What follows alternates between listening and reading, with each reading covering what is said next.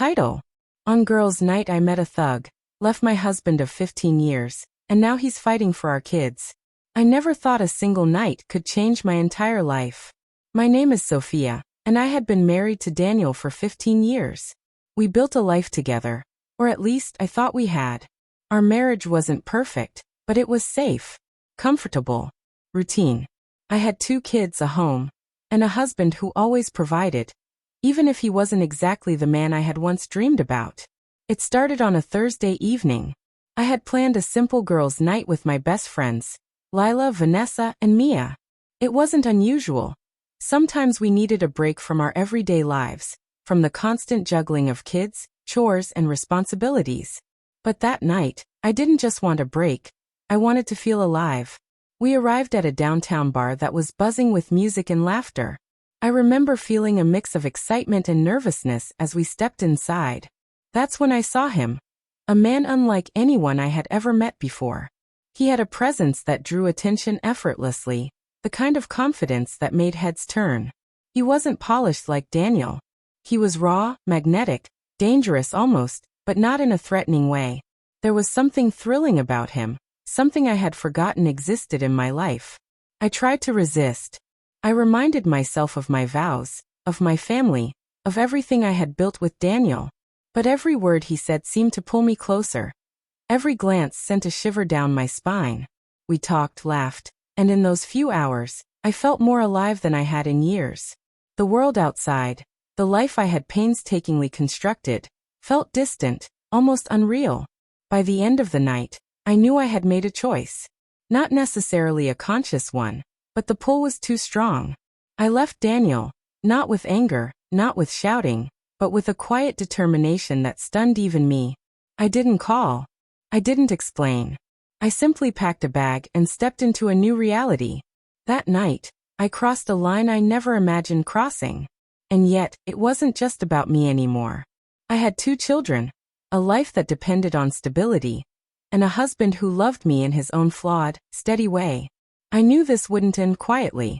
I knew Daniel would fight, and not just emotionally. He would fight for our kids.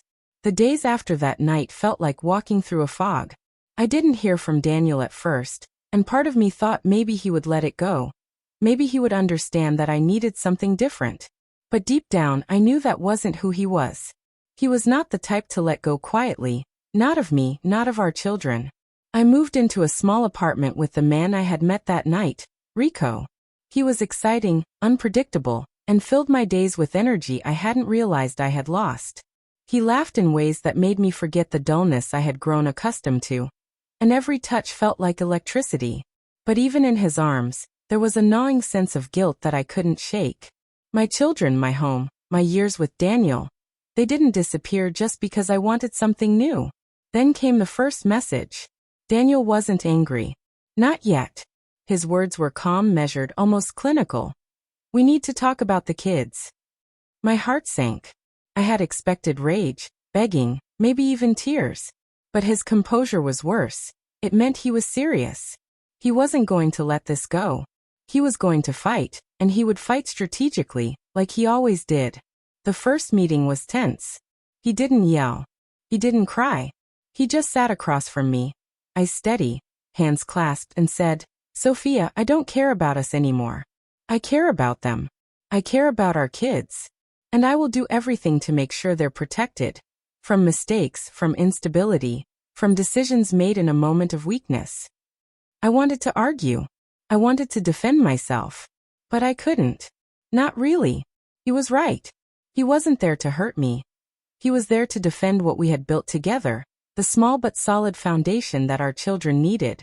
And that's when I realized this wasn't just about me anymore. My choices had consequences far beyond my own heart. Rico tried to act confident, but I could see it in his eyes. He didn't expect the kind of calculated calm Daniel brought to the table. And Daniel, for all his stoic exterior, had something I hadn't fully appreciated until now. A plan, a purpose, and a relentless determination that went far beyond emotion. I didn't sleep that night. I sat in the dark, thinking about the life I had left behind, the excitement I had chased, and the storm I had unleashed. I loved Rico, but I had underestimated Daniel. And now, The fight wasn't about me or my desires anymore. It was about who would stand firm for our children, who would shape the rules of this new reality. The following weeks were a whirlwind. Daniel moved quickly, not with anger but with strategy.